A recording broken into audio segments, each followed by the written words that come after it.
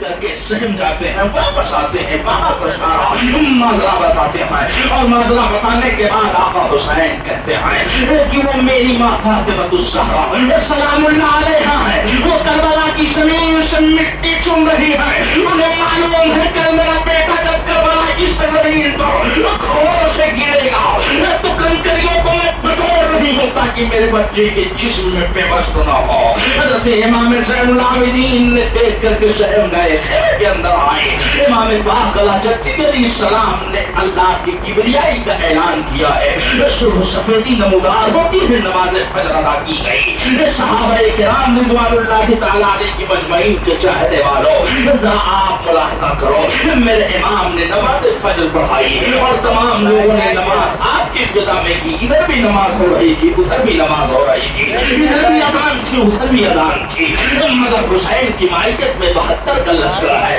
یزیدیوں کی مائیت میں 22,000 کا لشکر ہے، نماز یہاں بھی ہو رہی تھی، نماز وہاں بھی ہو رہی تھی، مگر یہیں سے فرق مل گیا کہ آج بھی ایسے ایسے امام کی ابتدا میں نماز نہ پڑھ لیا کرو، اس لیے کہ امام جو صادق الامین ہو اس کے پیچھے نماز ادا کرو، جو صحیح العقیدہ ہو اس کے پیچھے نماز ادا کرو۔ امام پاک علیہ السلام نے نماز فجر ادا کی ہے، اور نماز فجر ادا کرنے کے بعد آپ اپنے اللہ کے تسبیح و تہلیل میں مصروف ہوتے ہیں۔ عمرو بن سعد نے اپنے غلام سوید کو بلایا، جو والی سپاہیوں کا والی تھا، سوید کو بلایا اور بلانے کے بعد کہا ایسا کرو کہ لاؤ علم میرے قریب لاؤ۔ سوید ایک غلام تھا، وہ لایا، علم لانے کے بعد عمرو بن سعد نے کہا نعرہ جنگ بجا دیا جائے، نعرہ جنگ بجا دیا گیا۔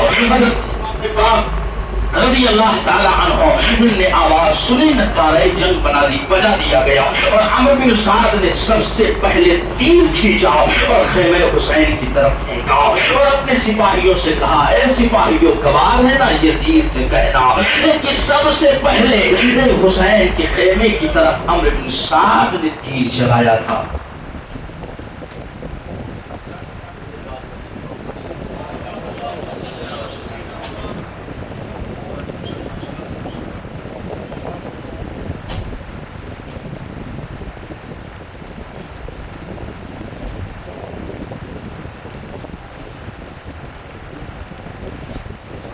نعرہ تکبیر، نعرہ رسالت، مسلک اعلیٰ حضرت، علماء اہل سنت، جشن شہید اعظم، نعرہ رسالت۔ نعرہ جنگ بجا دیا گیا۔ عمرو بن سعد نے سوید کو بلایا اور بلانے کے بعد کہا علم لاؤ میرے قریب کرو، علم قریب کر دیا گیا۔ عمرو بن سعد نے اپنی کمان نکالی اور نکالنے کے بعد سب سے پہلا تیر خیمہ حسین کی طرف پھینکا اور کہا اے یزیدیو، اے سپاہیوں گواہ رہنا، حسین کے خیمے میں سب سے پہلے تیر میں نے چلایا تھا۔ یہ کیسا تقدیر ہے، یہ کیسی قسمت ہے جس کا باپ جنگ بدر میں حضرت سعد بن ابی وقاص جنگ بدر میں ہے، دشمنوں کی تلواریں چل رہی ہیں، دشمنوں نے تیر چلایا تھا۔ تاریخ بتاتی ہے کہ حضرت سیدنا سعد بن ابی وقاص رضی اللہ تعالیٰ عنہ نے آقا سے کہا تھا اے آقا حسین، اگر دشمنوں کی تیریں آپ کے پاس آئیں گے تو سب سے پہلے میرے سینے کو چھلنی کریں گے۔ میرے آقا صلی اللہ علیہ وسلم نے حضرت سعد بن ابی وقاص کے جذبے کو دیکھا تھا، اپنے ہاتھ کو اٹھایا تھا اور حضرت سعد بن ابی وقاص کے لیے دعا فرمائی تھی، اور آپ نے فرمایا تھا کہ اے سعد بن ابی وقاص تم پر میرے ماں باپ قربان۔ یا رسول اللہ زمانہ آپ کو کہہ رہا ہے، ابو بکر آپ کو کہے یا رسول اللہ فدا کا امی میرے ماں باپ آپ پر قربان، مگر حضرت سعد بن ابی وقاص کے بارے میں میرے سرکار کہتے ہیں اے میرے صحابی تم پر میرے ماں باپ قربان۔ یہ کیسا نصیبہ ہے، اتباع عشرہ مبشرہ میں سے ہے، جسے سرکار نے جنت کی بشارت دنیا میں بھی عطا فرما دی تھی، مگر ان کا بیٹا عمرو بن سعد سب سے پہلے خیمہ حسینی میں تیر چلایا تھا۔ آج کچھ لوگ کہہ دیا کرتے ہیں کہ امیر معاویہ کی اس میں خطا تھی، معاذ اللہ رب العالمین، اور کچھ لوگ کہتے ہیں یزید اکبر تھا، لیکن کسی کے بیٹے کی برائی کی بنیاد پر باپ کو برا نہیں کہا جا سکتا ہے، اس لیے کہ حضرت نوح پیغمبر تھے مگر ان کا بیٹا ہلاک ہو گیا۔ اس طرح کہا جائے گا کہ اگر بیٹا برا ہے تو صرف بیٹے کو برا کہو، بیٹے کے برے ہونے پر باپ کو برا نہیں کہا جا سکتا۔ یہ تاریخ کربلا ہمیں بتا رہی ہے کہ حضرت سعد بن وقاص اپنے آنے والے دشمن کے تیر کو اپنے سینے پہ کھانے کے لیے تیار ہے مگر آج انہی کا بیٹا میدان کربلا میں حسین کی طرف پہلا تیر پھینک رہا ہے اور دنیا سے کہہ رہا ہے یزید سے کہنا سب سے پہلے تیر میں نے چلایا ہے سب سے پہلے خیمہ حسین کی طرف تیر میں نے پھینکا ہے عرض کرنا یہ ہے پیارے کہ جس کے مقدر میں اسلام کا ستارہ ہوتا ہے اسی کا دل ایمان کے نور سے منور ہوتا ہے اور جس کے مقدر میں جہنم ہوتا ہے اس کے سینے میں اسلام نہیں ہوتا ہے چاہے وہ صحابی کا بیٹا ہو چاہے وہ ولی کا بیٹا ہو چاہے وہ کسی مفتی کا بیٹا ہو جس کے اندر قلب نور اور جس کے سینے میں ایمان کی الفت منظم ہوتی ہے وہی ایمان والا ہوتا ہے عزیزان گرامی سعد بن ابی وقاص کے شہزادے عمرو بن سعد نے چلایا ہے حضرت امام پاک علیہ السلام آتے ہیں اور آنے کے بعد آپ گھوڑے پر سوار ہو کر کے آتے ہیں اور آنے کے بعد کہتے ہیں لوگوں میں تم سے ایک بات کہنا چاہتا ہوں میرے امام نے خطبہ ارشاد فرمایا وہ خطبہ کیا تھا اے لوگوں سنو کیا تم مجھے پہچانتے ہو کیا تم مجھے جانتے ہو اگر نہیں جانتے ہو اگر نہیں پہچانتے ہو تو سنو میں وہی حسین ہوں جس کے بارے میں نبی نے فرمایا الحسن والحسین سید شباب اہل الجنہ میں وہی حسین ہوں جس کے بارے میں نبی نے فرمایا الحسین منی وانا من الحسین حسین مجھ سے ہے میں حسین سے ہوں اے لوگوں اگر تم میری بات کو نہیں مانتے تو چلے جانا مکہ میں اور حضرت سعید خدری سے پوچھ لینا میں کون ہوں جا کر کے حضرت ابن عباس سے پوچھ لینا کہ میں کون ہوں اے لوگوں تم مجھے پہچانتے ہو میں نواسہ رسول ہوں میں شہزادہ رسول ہو تم مجھے پہچانتے ہو کیوں تم نے مجھے بلایا تم نے خطوط بھیجے اور تم نے مجھے بلا کر کے مہمان بنایا اور مہمان بنانے کی تم نے قسمیں کھائیں اور ہمارے ساتھ تلوار چلانے کی تم نے قسمیں کھائیں جان دینے کا تم نے وعدہ کیا تھا مگر اب تم میری جان کے پیچھے پڑے ہو اے لوگوں تم اپنی عاقبت برباد نہ کرو اے لوگوں تم دنیا کے لالچ میں آ کر کے تم اپنی آخرت کو برباد نہ کرو اے لوگوں تم اپنی دنیا کے لالچ میں آ کر کے تم اپنے ایمان کا سودا نہ کرو اب بھی مان لو میں وہی حسین ہوں جس کے لیے جنت سے جوڑا آیا کرتا تھا میں وہی حسین ہوں جس کے لیے بچپن میں ہرنی نے اپنے بچے کو حسین کے حوالے کر دیا تھا اے لوگوں میری عظمت کو پہچانو اے لوگوں میرے مقام کو پہچانو اے لوگوں میری عزت و وقار کو پہچانو نبی پاک نے فرمایا تھا جو حسین سے محبت کرے گا مولا تو ان سے محبت فرما مولا جو حسین سے محبت کرتا ہے تو ان سے محبت فرما میں یہی حسین ہوں اتنا سننا تھا کہ آپ نے اعلان جب کیا تو لوگوں کے اندر خاموشی چھا گئی اس کا جواب کسی کے پاس نہ تھا لوگوں کے اندر ایک سناٹا چھا گیا شمر خبیث نے کہا وہ حسین ابن علی باتیں نہ بناؤ ہم نے مکمل ارادہ کر لیا ہے کہ ہم تم سے جنگ کریں گے اب ایک ذہن میں سوال پیدا ہوتا ہے کہ میرے امام نے یہ خطبہ کیوں ارشاد فرمایا تو اہل بیت اطہار کا وتیرہ ہے پہلے تلوار نہیں اٹھے گی جب میرے امام نے یہ بات کہہ رہے تھے تو اس میں سے ایک شخص کھڑا ہوا جس کا نام عمرو بن شہدابی ہے اس نے بدبخت نے آپ کی تقریر میں خلل واقع کیا اور اس نے بھی ادب کی تو حضرت مسلم بن اوسجا گرج کے اٹھ گئے کہا آقا حسین اجازت دو میں ابھی جاتا ہوں اور اس مردود کے سر کو کاٹتا ہوں یہ گستاخی کر رہا ہے میرے آقا حسین نے کہا نہیں ابھی تم تلواریں نہ چلاؤ پہلے ہماری طرف سے تلوار نہیں اٹھے گی حضرت امام نے انہیں روک دیا حضرت زہیر بن قیس نے اٹھائی تلوار کہا حضور ہمیں اجازت دے میں اس بدبخت کے جسم سے اس کے جسم کو کاٹ دوں میرے آقا نے کہا نہیں ٹھہر جاؤ میرے آقا حسین نے اعلان فرما دیا تو میرے آقا حسین کو کیا ضرورت تھی کچھ کہنے کی آپ کو تو یزید بھی آپ کی مدد کرنے کے لیے تیار تھا عمرو بن سعد بھی آپ کی مدد کرنے کے لیے تیار تھا مگر صرف شرط ایک تھی چھپ جاؤ تمہاری جان بخش دی جائے گی میری بیعت تسلیم کرو تمہیں چھوڑ دیا جائے گا مگر میرے امام ان سپاہیوں سے کہہ رہے ہیں جن کے اندر پاک روحیں تھیں میرے آقا صلی اللہ علیہ وسلم نے کہا اے میرے نانا کا کلمہ پڑھنے والوں اے میرے نانا کی نبوت و رسالت کی گواہی دینے والوں اے میرے نانا جان کی شفاعت میدان محشر میں رکھنے والوں تم آج आज याद रखना, अगर तुमने अपनी तलवारों से मेरी प्यास बुझाई, मेरे खून से अपने तलवारों की प्यास बुझाई, तो तुम्हारी आखिरत बर्बाद हो जाएगी। मगर आपकी तकरीर पर सन्नाटा छा गया। जनाबे हुर के कलेजे से बात पहुंची। जनाबे हुर तपतपी ताली हो गई जनाबे हुर को। जनाबे हुर की कपकपी को जब उनके गुलाम ने देखा तो कहा, ए हुर तुम्हें क्या हो गया? तुम तो बहुत बड़े बहादुर हो, तुम्हारी तलवारें जब चलती हैं तो तुम्हारी तलवारों को कोई रोक नहीं सकता, मगर ये क्या हो गया? तुम्हारे अंदर कपकपी हो गई। तो हुर ने कहा, लगता है हुसैन जो कह रहे हैं सही कह रहे हैं। जनाबे हुर कहते हैं कि हुसैन जो कह रहे हैं हकीकत है। चुनांचे जनाबे हुर ने अपना घोड़ा दौड़ाया और हुसैन के कदमों में आ गए। कदमों में आने के बाद जनाबे हुर कहते हैं, ए इब्ने रसूलुल्लाह, ए शहजादे रसूल, मैं आपकी बारगाह में आया हूँ। आपकी वजह से मैंने आपको रोका, आपके घर वालों को रोका, भेड़ बाढ़ घेर घार करके मैं आपको लाया और आपने मुझे पानी पेश किया था। आपके अखलाके करीमा को देख करके मैं आपका गिरवीदा हो गया हूँ, मैं आपका दीवाना हो गया हूँ। जनाबे हुर ने कहा, इब्ने रसूलुल्लाह, मैं आपसे पूछना चाहता हूँ कि आप इनसे क्यों नहीं बयात कर लेते, आप इनकी बात क्यों नहीं मान लेते? मेरे आका हुसैन कहते हैं, नहीं नहीं, मैं इनकी बात नहीं मानूंगा। अगर मैंने आज इनकी बात मान ली तो मेरी नाना की शरीयत का मजाक उड़ाया जाएगा। अलगर्ज ये की हजरत जनाबे हुर सरकार इमाम हुसैन के कदमों में है और कदमों में होने के बाद अर्ज करते हैं, ए आका हुसैन मुझे माफ कर दीजिए, ए आका हुसैन मुझे माफ कर दीजिए। मेरे आका मुस्कुराए और मुस्कुराने के बाद फरमाया, ऐ हुर, तेरी माँ ने तेरा नाम हुर रखा है। हुर के माने आजादी होती है, तू आजाद है, जहन्नम से भी आजाद है। शहजादी ने जब पूछा था जनाबे हुर से, तुम्हारे अंदर ये लफ्जिश कैसी?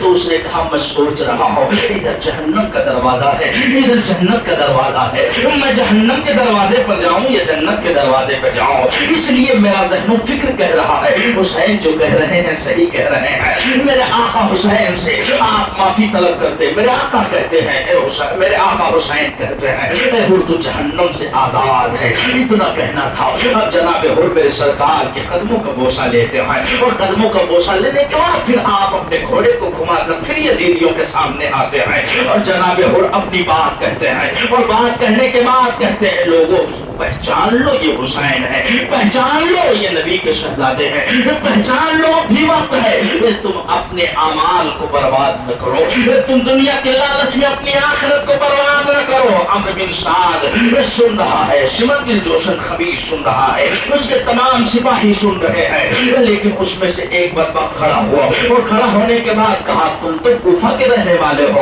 और तुम बहुत बड़े बहादुर हो, तुम ये कैसी बातें कर रहे हो? तुम तो यजीदियों के सिपह सालार थे, अब तुम हुसैनी में चले गए। जनाबे हुर ने कहा, हाँ, हमने जहन्नम के दरवाजे को ठुकरा दिया, हमने जन्नत की दर दहलीज को चूमने का शर्फ हासिल कर लिया। जनाबे हुर कहते हैं, अब मैं यजीदियों का गुलाम नहीं, अब मैं हुसैनी गुलाम हो गया हो। अपने तेवर को तू बनाओ, अब मैं यजीदियों का गुलाम नहीं हो, मैंने अपना सौदा नबी के शहजादे से कर लिया है। हमने जहन्नम के दरवाजे को छोड़कर जन्नत की दहलीज को चूमने का शर्फ हासिल कर लिया है। जनाबे हुर के जब इस जुमले को सुना अम्र बिन साद ने तो अपने सिपाहियों को हुक्म दिया, चारों तरफ से तीरें चलाई जाए। जब तीर चलने लगी तो हजरत जनाबे हुर ने अपने घोड़े को दौड़ाया और आका हुसैन की बारगाह में आए। अर्ज किया, आका मुझे इजाजत दो, मैदान करबला में अभी मैं इन सालिमों को दिखा दूंगा मेरी शान क्या है।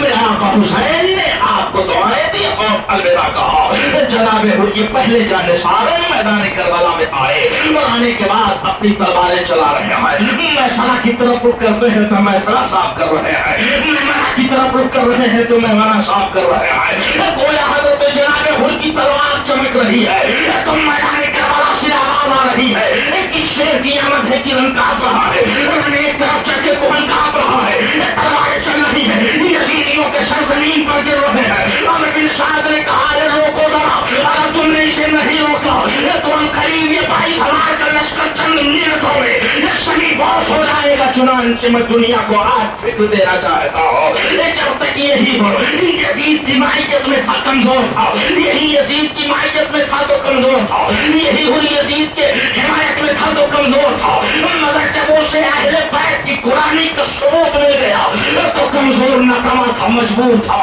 मगर वो ताकतवर हो गया। आज दुनिया मुसलमानों को मिटाने की बात करता है, सुन बे नादान, जब वो कलमा मुस्तफा का पढ़ रहे थे, मगर गुलामी हुसैन को अपने दामन में नहीं बसाया था। लेकिन जब गुलाम हुसैन बन गए तो फिर आप जिस तरफ रुक करते हैं मैसरा साफ करते हैं। अमर बिन साहब कहता है रोको रोको जरा, अगर तुमने इसे नहीं रोका तो हमारे सारे सिपाही मार दिए जाएंगे। मैं कहना चाहता हूँ कि 22,000 का लश्कर जवाब एक खुद को न ला सका, एक गुलाम हुसैन को अपने काबू में न ला सका। आज सत्य की नशा में पैक कर हुकूमत के हौसलों पर पैक करके मुसलमानों के खिलाफ मंसूबा करने वाले मुसलमानों को मिटाने की बात करते हैं। मैं कहता हूँ सुन, एक वो खुद था गुलाम हुसैन जिसे 22,000 का लश्कर न रोक सका। तुम जहाँ जहाँ देखोगे, नगर नगर देखोगे गुलाम हुसैन मिलेंगे, टगर टगर देखोगे गुलाम हुसैन मिलेंगे, शहर शहर देखोगे गुलाम हुसैन मिलेंगे। शहर मिल गया, जब अहले बैत की गुलामी हासिल हो जाती है तो अल्लाह इज्जतें अता करता है, अल्लाह दौलतें अता करता है, अल्लाह शौहरतें अता करता है। एक गुलाम हुसैन को यजीद की फौज काबू न कर सकी तो आज के मुसलमानों में गुंडे क्या काबू में करेंगे? मुसलमान जब तक खामोश है, जब तक हमने का कोहर है तब तक मुसलमान है, मगर जब सुन्नत के खिलाफ मुसलमानों की आवाज उठती है तो जंगे बदर में मुसलमानों ने 313 की जमात ने 1,000 कुफार मुशरिकीन को जन्नत के तय करवा दिए और दुनिया को बता दिया। जब हमने गुलामी हुसैन का पट्टा लेकर के, नबी की गुलामी का पट्टा लेकर के मैदान में उतरे हैं तो कभी हमने मुल्क शाम को फतेह किया है, कभी हमने कैसर और किसरा को फतेह किया है और दुनिया को मिजाज दे दिया है। जब गुलाम मुस्तफा की सनद मिल जाए तो हमारा मकाम ये होता है, मेरा मर्तबा ये होता है, मेरी शान ये होती है कि दस्तों दस्ते दरिया भी न छोड़े हमने, बहरे जुल्मात में दौड़ा दिए घोड़े हमने। ये हमारा मकाम है। अर्ज करना ये है प्यारे, जनाबे हुर तलवार चला रहे हैं, यजीदियों के सर जमीन पर कट रहे हैं, चारों तरफ से तीरें बरसाई गई, नेज़े और बर्छों से हमला किया गया। जनाबे हुर को 72 जख्म लगते हैं। जनाबे हुर जमीन पर आते हैं, आवाज देते हैं, ए हुसैन इब्ने अली मुझे उठाओ, अल करीब में अल्लाह की राह में शहीद होने वाला हो। मेरे इमाम दौड़े दौड़े गए, जनाबे हुर को उठा लिया अपनी गोद में। सरकार इमाम हुसैन के चेहरे को देख रहे हैं और जिस्म पर जख्म है, जिस्म पर जख्मों के निशान है। जनाबे हुर को मेरे आका हुसैन ने अपनी गोद में ले लिया, आंखों से आंसू जारी है। अर्ज करते हैं, ए आका हुसैन आप मुझे फिर माफ कर दीजिए, मैंने आपको पकड़ा, अगर मैंने आपको छोड़ दिया होता तो आज ये मामला न होता। मुझे खुदा की कसम इसका इल्म नहीं था कि ये इतने बड़े जालिम होंगे कि आप ही के खून के दुश्मन हो जाएंगे। अगर मुझे मालूम होता तो मैं जरूर आपको यहाँ से रवाना कर देता। ए आका हुसैन मुझे माफ कर दो। मेरे आका इरशाद फरमाते हैं, जा तुझे मैंने आजाद कर दिया, जा तुझे मैंने माफ कर दिया। वो चुनांचे जनाबे हुर की रूह कसरे मुशरी से परवाज कर जाती है। इन्ना लिल्लाहि व इन्ना इलैहि राजिऊन। ये पहला जानिसार है हज़रत सैयदना जनाबे हुर नबी पाक सल्लल्लाहु अलैहि वसल्लम के नवासों के कदमों पे कुर्बान हो जाते हैं। ये पहला मैदान करबला में खून बहा है जनाबे हुर का। जनाबे हुर की शहादत के बाद हज़रत मुस्लिम बिन औसजा खड़े हो गए। हज़रत मुस्लिम बिन औसजा खड़े हुए, अर्ज किया, या रसूलल्लाह, या अर्ज किया, ए नबी के शहजादे आप मुझे इजाजत दो कि मैं मैदान करबला में जाऊं, अपनी तलवार का ज़ोर दिखाऊं। उसके बाद हज़रत वहाब बिन कल्बी खड़े हो गए। अर्ज किया, आका हुसैन आप मुझे इजाजत दो, मैं तलवार चलाने के लिए मैदान करबला की तरफ जाऊं। मेरे आका हुसैन ने मना फरमा दिया, ठहरो। आकाए दो जहां सल्लल्लाहु अलैहि वसल्लम के प्यारे नवासी ने जब मना किया तो सारे शहदाई ठहर गए और ठहरने के बाद मेरे आका हुसैन रज़ी अल्लाह ताला अन्हु ने रात में खंदक तैयार किया था। ज़ाब्ता ये होता है, कानून ये था कि जब कहीं जंग लड़ी जाती थी तो अगल बगल गड्ढे खोद दिए जाते थे और उसमें लकड़ियां जला दी जाती थी ताकि पीछे से दुश्मन हमला न कर सके। जब लकड़ियों की शिद्दत, आग की शिद्दत होती तो दुश्मन पीछे से दाखिल नहीं हो सकते थे। इसलिए मेरे इमाम ने अपने नारे रिसालत, मसलके आला हज़रत, जश्न शहीद आज़म, लब्बैक या रसूल अल्लाह, लब्बैक या रसूल अल्लाह, नारे रिसालत। मेरे आका हुसैन ने इर्द गिर्द लकड़ियाँ चला दी। लकड़ियाँ चलाने से फायदा ये होता था कि दुश्मन पीछे से हमला आवर नहीं होता। तब मेरे इमाम ने लकड़ियाँ चलाई तो लकड़ियाँ चलाने के बाद एक शख्स खड़ा हुआ, नुमैर जिसका नाम था, नुमैर बिन असद खड़ा हुआ और उसने कहा कि हुसैन इब्न अली تم نے جہنم کی آگ سے پہلے دنیا میں آگ جلا لیا، یہ تمہیں جلا کر کے خاکستر کر دے گی۔ اتنا سننا تھا، میرے آقا حسین کے چہرے کا رنگ بدل گیا۔ میرے آقا کہتے ہیں سن، میرے نبی کی شان یہ ہے۔ نبی پاک صلی اللہ علیہ وسلم کے تعلق سے ایک تاریخ کے حوالے سے حدیث کی روایت آپ کے سامنے پیش کروں، آپ کا دل پاک ہو جائے گا۔ میرے اعلیٰ حضرت فرماتے ہیں اللہ کا جہنم بھی نصب ہوگا، رو رو کے مصطفیٰ نے دریا بڑھا دیے ہیں۔ عزیزان گرامی، اٹھاؤ جب اللہ کا موقع ہے۔ میرے سرکار نے خطبہ ارشاد فرمایا، اے لوگوں کسی غریب کے مال کو نہ کھاؤ، اے لوگوں کسی یتیم کو نہ ستاؤ، اے لوگوں کسی پر ظلم نہ کرو، اے لوگوں تم اللہ کی عبادت میں مصروف رہو، تم اللہ کا ذکر کرتے رہو، اس لیے کہ بندوں پر دو چیزیں فرض کر دی گئی ہیں، ایک حقوق اللہ ہے، ایک حقوق العباد ہے۔ یہ بھی آپ سمجھتے چلیں حقوق اللہ کسے کہتے ہیں؟ نماز، روزہ، حج، زکوٰۃ کے حقوق اللہ ہے۔ حقوق العباد کسے کہتے ہیں؟ حقوق العباد کہتے ہیں باپ کا جو حق ہے بیٹے پر بیٹا باپ ادا کرے، جو بیٹے کا حق ماں باپ پر ہے وہ بیٹا ادا کرے، جو بھائی کا حق ہے وہ بھائی پر ادا کرے، جو بھائی اور بہن کا حق ہے بہن اپنے بھائی پر حق ادا کرے۔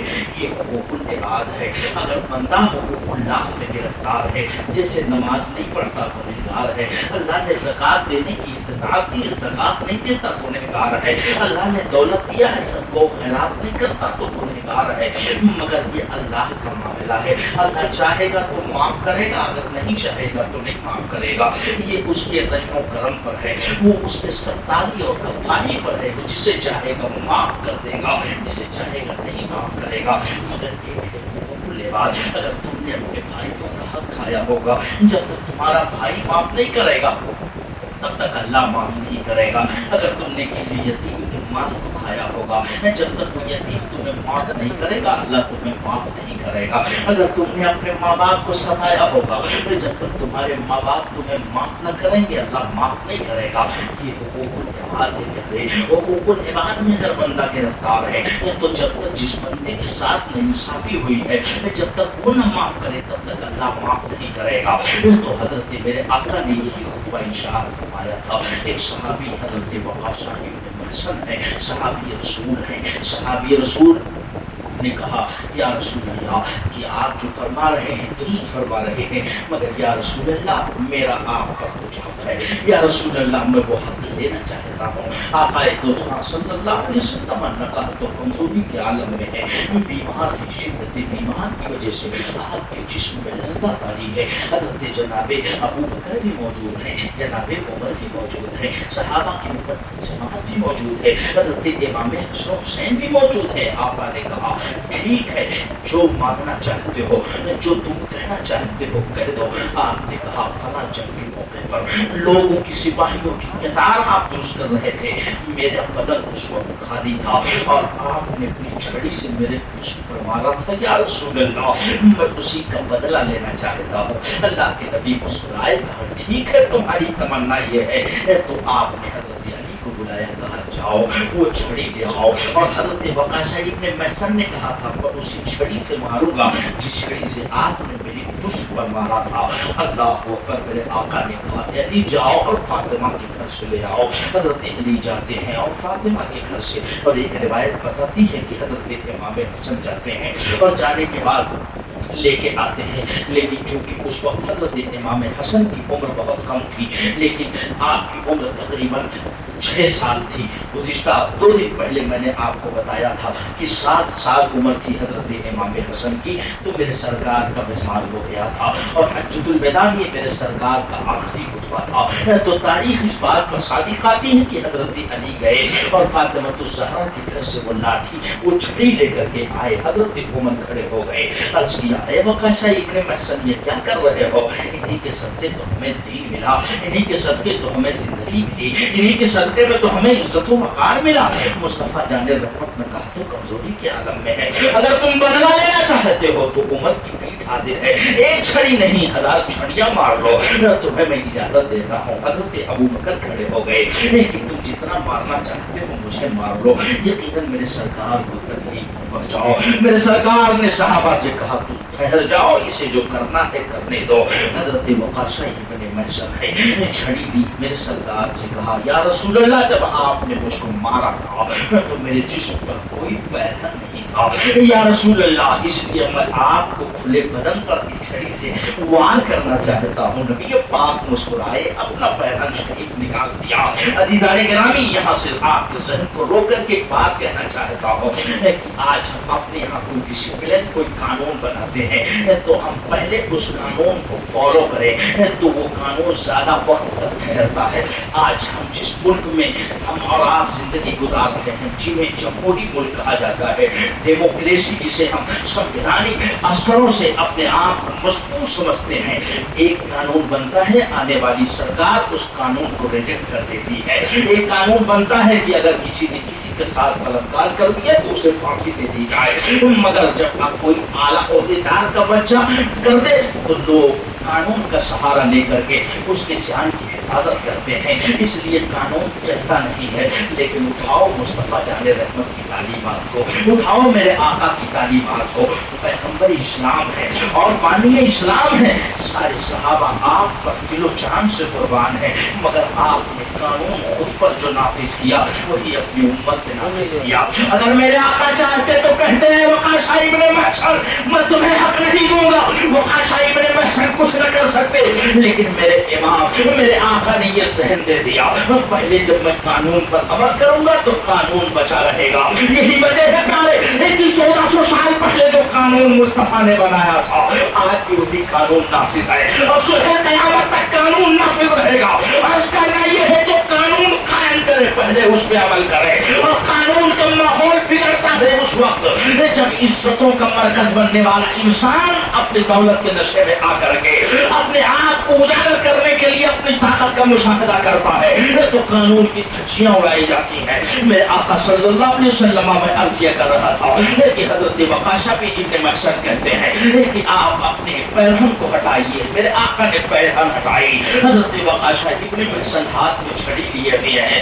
ذرا آپ سوچو تو صحیح پیارے، وقاشا ابن محصن ہے جنہوں نے قسمیں کھائی تھی یا رسول اللہ میرے ماں باپ آپ پر قربان، میری جان آپ پر قربان، لیکن حضرت وقاشا ابن محصن کا مقصد کچھ اور تھا، ان کے دل کی خواہش اور تھی، ان کی تمنا اور جستجو و آرزو یہ تھی کہ یا رسول اللہ جیسے ہی آپ کے جسم اطہر سے لباس ہٹے گا، حضرت سیدنا وقاشا ابن محصن قریب آئے اور آنے کے بعد میرے سرکار نے ارشاد فرمایا آپ تم چھڑی سے مارو۔ حضرت وقاشا ابن محصن کے ہاتھ سے چھڑی زمین پر گرتی ہے، نبی کے مظہر نبوت کا بوسہ لیتے ہیں، نبوت کا بوسہ لینے کے بعد صحابہ نعرہ بلند کرتے ہیں۔ حضرت وقاشا ابن محصن کہتے ہیں میں نے سنا ہے نبی پاک صلی اللہ علیہ وسلم سے من مس جلدی تمسہ النار، میرے آقا ارشاد فرماتے ہیں جو چیز میرے جسم سے لگ جائے اسے جہنم کی آگ نہیں جلا سکتی ہے۔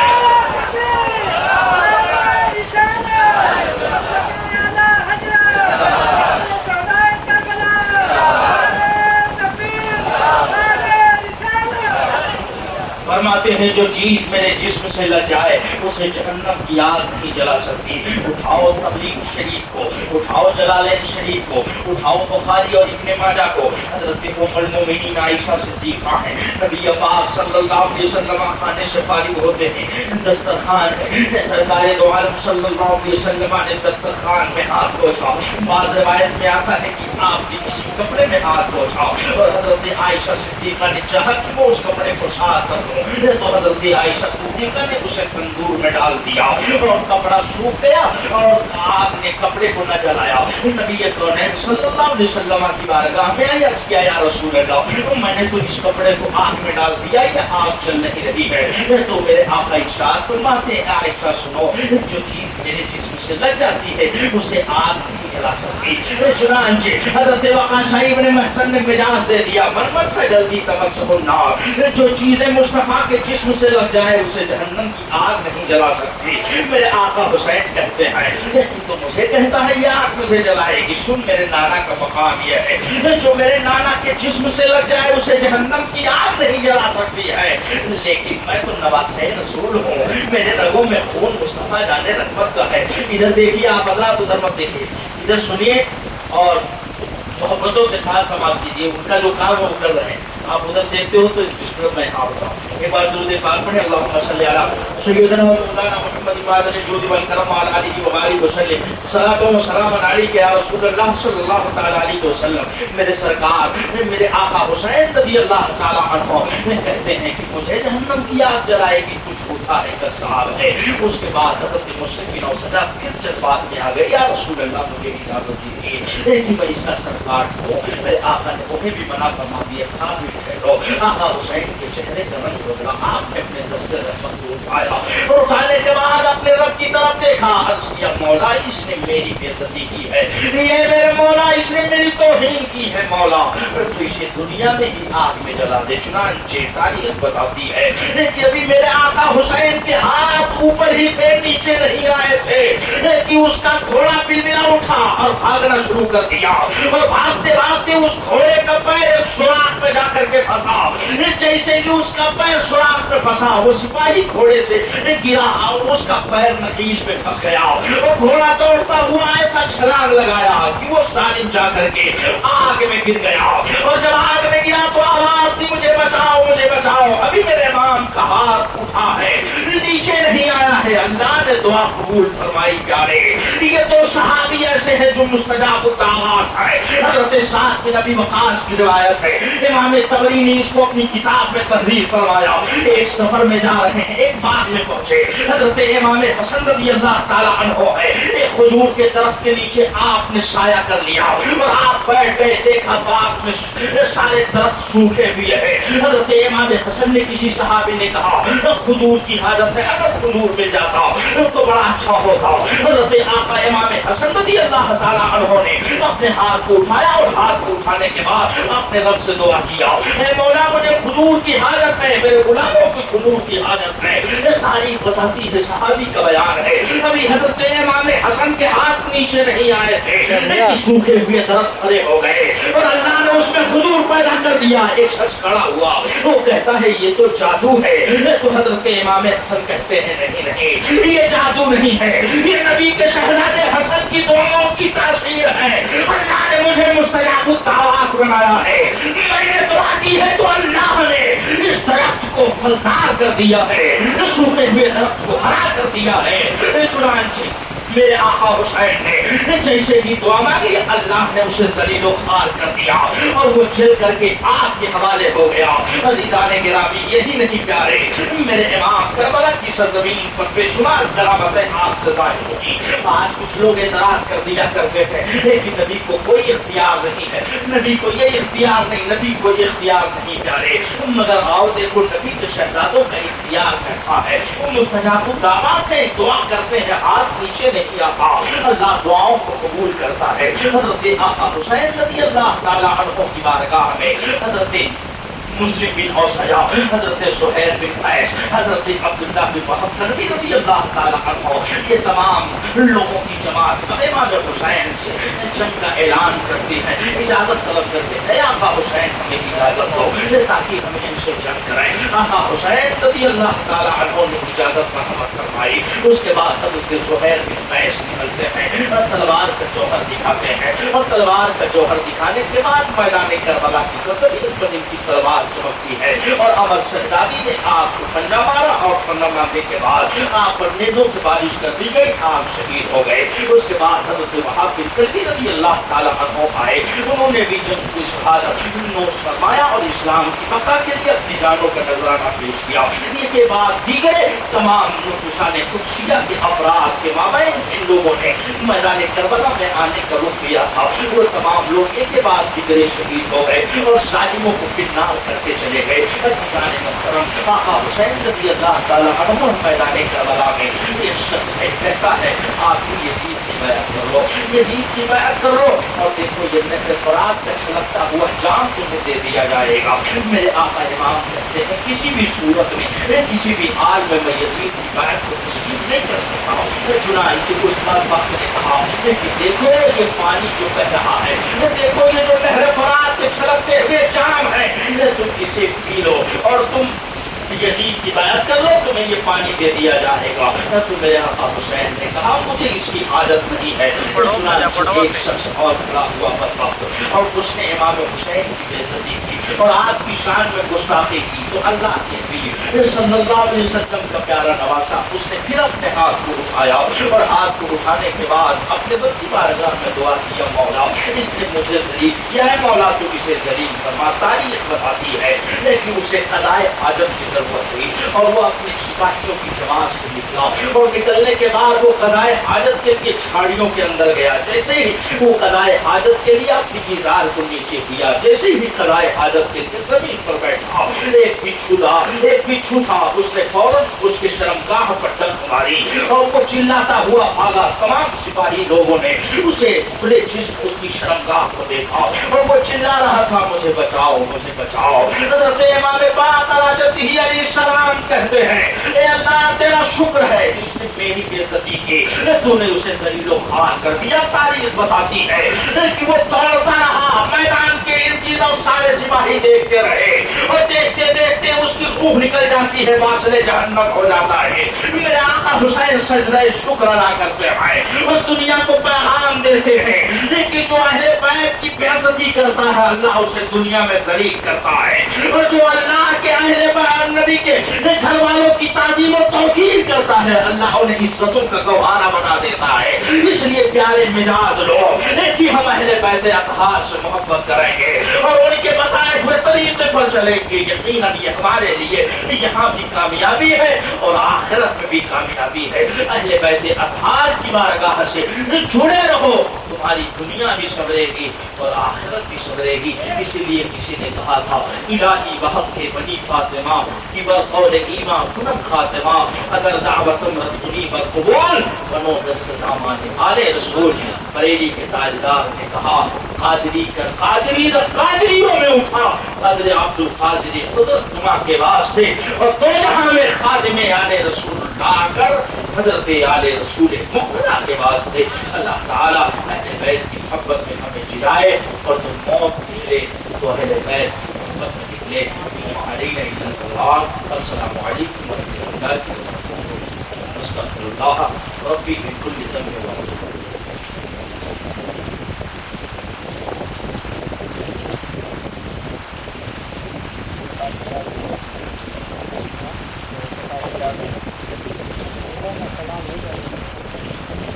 بس وقت ہو گیا ہے، بس اب عزیز گرامی تشریف فرما میں چاہتا ہوں آئے تو اس میں اس میں کام ہو جائے، اس لیے میں بڑے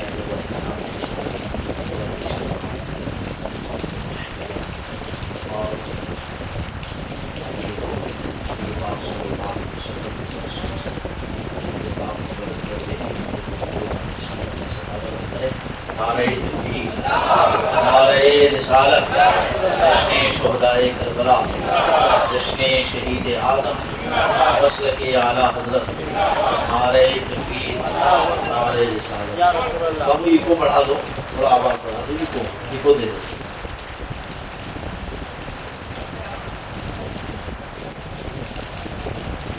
سامعین کرام السلام علیکم ورحمۃ اللہ تعالی وبرکاتہ۔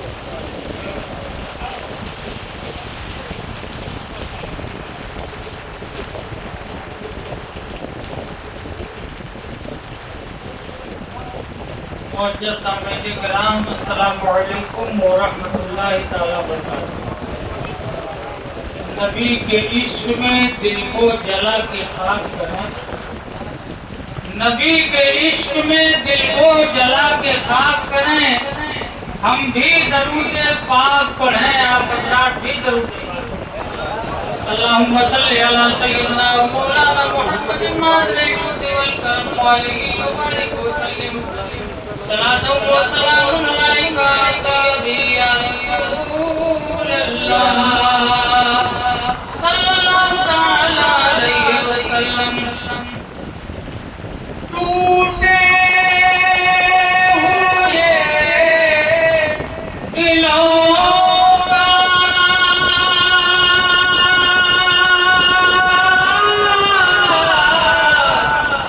سہارا حسین ہے،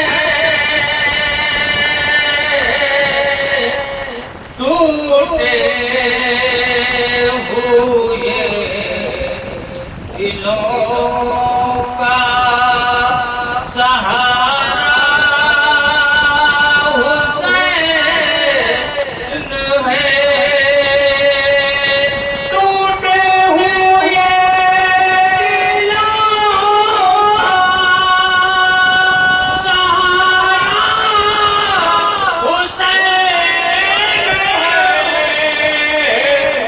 ڈوبے جو نام فلک پہ وہ تارا حسین ہے ڈوبے جو نام فلک پہ وہ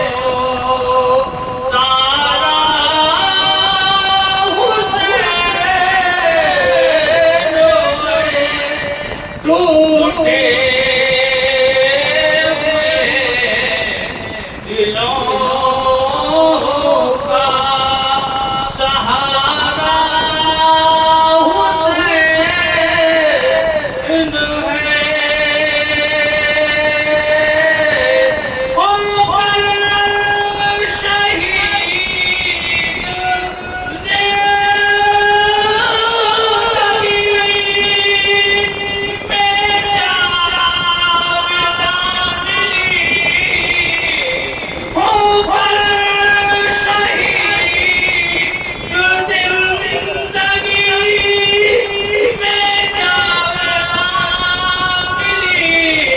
زندہ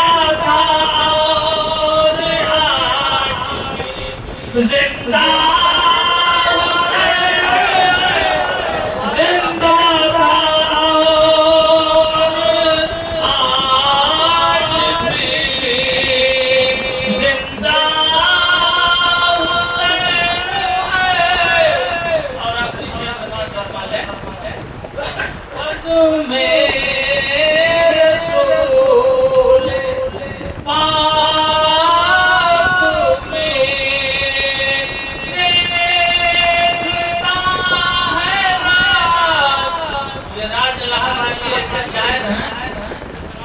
جو شہزادے اللہ حضرت شہزادے ہیں سنت سرکار مفتی اعظم میرے پیر بھائی میں بھی سرکار مفتی آنے قانون شریعہ کا بولا بس میں رسول پاک